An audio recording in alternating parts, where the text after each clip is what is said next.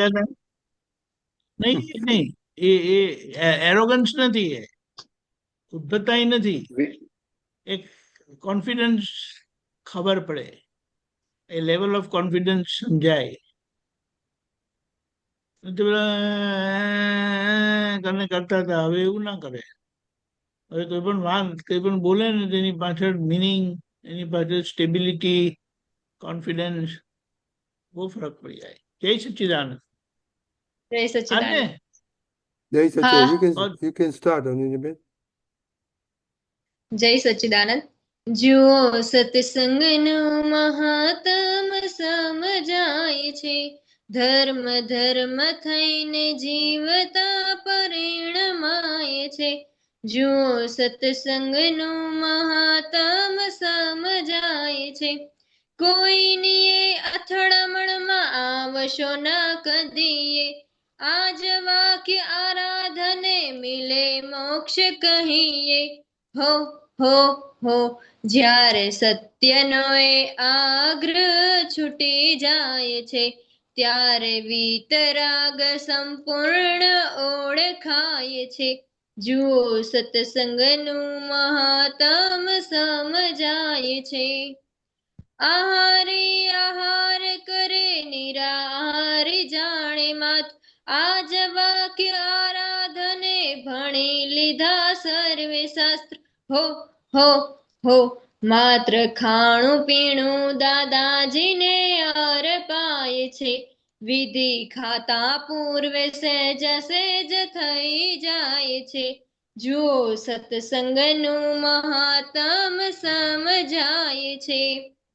આખું જગત વ્યવસ્થિત ખાલી કુવે પડેગા, આજ વાક્ય આરાધને જ્ઞાન મોક્ષ જપતા. હો હો હો, જેવું કલ્પે એવો પોતે જ થઈ જાય છે, આત્મ સ્થિરતાથી અહીં મોક્ષ વર્તાય છે. જુઓ સત્સંગનું મહાત્મ સમજાય છે. જ્ઞાન લીધા પછી ચાહે ગમે ત્યાં હો મહાત્મા, યાદ આવે અવસ્થામાં હું છું શુદ્ધ આત્મા.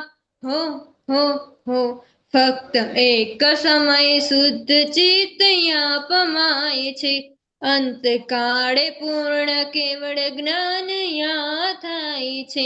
જુઓ સત્સંગનું મહાત્મ સમજાય છે. જાણીએથી જય શ્રી કૃષ્ણ સંયોગી વિયોગીને, સત્સંગ ના મળે ત્યારે કહીએ શું તમને. હો હો હો, ઠારો શ્વાસો શ્વાસ અમને હવે દાદા લાય છે, આ તો બફાયેલા હૈયાની વરાળ હાય છે. જુઓ સત્સંગનું મહાત્મ સમજાય છે, ધર્મ ધર્મ થઈને જીવતા પરિણમાય છે. જય સચ્ચિદાનંદ. જય સચ્ચિદાનંદ. આમાં એવું છે કે માત્ર ખાણું પીણું દાદાજીને અર્પાય છે, એટલે આપણે ખાતા પહેલા વિધિ કરીએ છે ને, મોટા ભાગે બધા મહાત્માઓ ખાતા પહેલા વિધિ કરે છે. જેવી જમવાની થાળી આવે એટલે એ વિધિ કરે છે, એટલે એમાં એ દાદાજીને એ સમર્પણ કરે છે કે દાદાજી આપ આરોગો અને પ્રસાદ ધરાયો, પછી એ તમારા માટે પ્રસાદ બની જાય છે. દાદાજીને ધરાઈને તમે વિધિ કરી એટલે તમારા માટે પ્રસાદ બની જાય છે. એટલે કહે છે માત્ર ખાણું પીણું દાદાજીને અર્પાય છે, વિધિ ખાતા પૂર્વે સહેજાસહેજ થઈ જાય છે. આ મહાત્માઓને અત્યારે વિધિ સહેજાસહેજ થઈ જ જાય, કઈ પણ નાસ્તો કરવા બેસે કે જમવા બેસે કઈ પણ લે તો તરત આમ વિધિ કરીને પછી જ લે. એટલે ત્યાં સુધી કે એ દવા લે તો પણ વિધિ કરીને લે, એના જે દેવી દેવતા હોય એને અર્પણ કરીને વિધિ કરીને લે. એટલે એ રીતે બધું જ, એ પાણી પીએ, ખાવાનું ખાય, દવા લે, કંઈ પણ કરે, બહાર નીકળે ને ઘરની બહાર, તો પણ એ વિધિ કરીને નીકળે કે હે દાદા ભગવાન, મને 5 આજ્ઞામાં રહેવાની પરમ શક્તિ આપો. કોઈને મળવા જતો હોય, કોઈ અઘરા કામ માટે જતો હોય, તોય પ્રાર્થના કરે, હે દાદા ભગવાન, મને ફાઇલોનો સંભાવે નિકાલ કરવાની પરમ શક્તિ આપો. એટલે મહાત્માઓમાં આ બધું ગૂંથાઈ ગયું છે. એટલે કવિરાજે આ લખ્યું છે, ને એમનો પોતાનો પણ અનુભવ છે.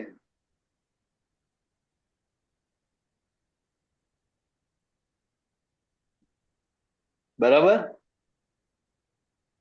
હા આહારી આહાર કરે, નિરાહારી જાણે માત્ર.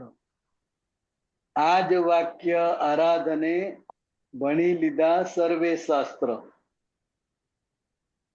આહારી આહાર કરે. અત્યાર સુધી અજ્ઞાન દશામાં આપણે શું માનતા હતા કે હું ખાઉં છું. હવે ખબર પડે છે કે અનન્યા એ આહારી છે, એટલે અનન્ય આહાર કરે છે. અને નિરાહારી એટલે કે શુદ્ધાત્મા એ નિરાહારી છે. એટલે એ શુદ્ધાત્મા ખાલી જાણે કે આહાર કેવો છે, બરોબર. ઠંડો છે, તીખો છે, ખારો છે, ખાટો છે, ભાવે છે, નથી ભાવતો. આ તો આપણે ખાવાનાની વાત કરી, પણ રોજ પેપર વાંચે એ પણ આહાર છે. આંખોથી બધું જુએ એ પણ આહાર છે. કાનથી બધું સાંભળે એ પણ આહાર કહેવાય. અને નાકથી બધું સૂંઘે, તો કે આ બધી ઇન્દ્રિયોના અલગ અલગ આહાર છે. એટલે દરેક ઇન્દ્રિય એનો આહાર લીધા જ કરે છે.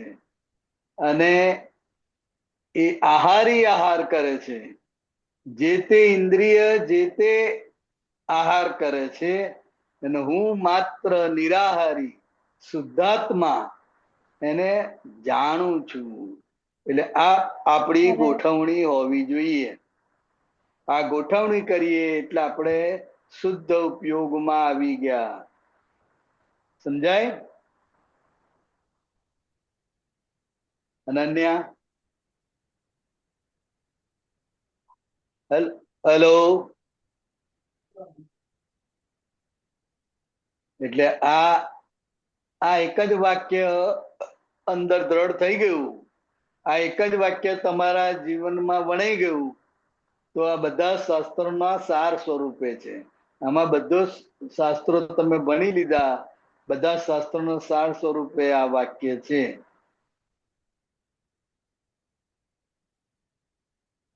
અનન્યા સાંભળે છે? હા સાંભળું છું. તને વચ્ચે નેટવર્ક પ્રોબ્લેમ છે એટલે તમારો અવાજ પ્રોપર નથી આવતો, પણ અહીંયા જ છું. સાંભળે છે ને? ખ્યાલ આવ્યો? આહારી આહાર કરે, નિરાહારી જાણે માત્ર. એટલે શુદ્ધાત્માનું કામ માત્ર જાણે જ છે. કેટલી ભૂખ લાગી છે, કેટલું વધારે ખવાય છે, શું ભાવે છે, શું નથી ભાવતું, કયું વધારે ભાવે છે, કયું ઓછું ભાવે છે, તીખું છે, ખારું છે, ખાટું છે, આ બધું જે જાણવાનું કામ છે એ નિરાહારી એટલે કે શુદ્ધાત્મા, જે ક્યારેય કોઈ પણ આહાર એને લીધો નથી, લેતો નથી. એનું કામ માત્ર જાણવાનું છે. એટલે આપણે શુદ્ધાત્મા તરીકે, નિરાહારી તરીકે અનન્યા જે કંઈ પણ આહાર લે છે, પછી આંખ હોય, કાન હોય, નાક હોય, જીભ હોય, કંઈ પણ એ આહાર લે છે, તે શુદ્ધાત્મા માત્ર એને જાણે છે. અને આ એક જ જાગૃતિ રહી એટલે બધા શાસ્ત્રો ભણી લીધા કહેવાય. બરાબર?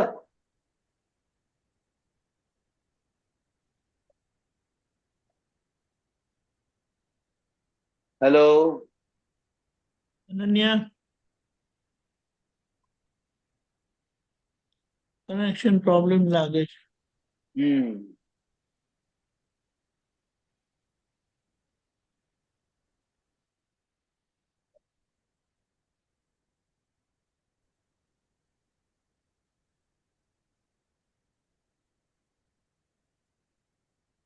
ઓકે, જય સચ્ચિદાનંદ.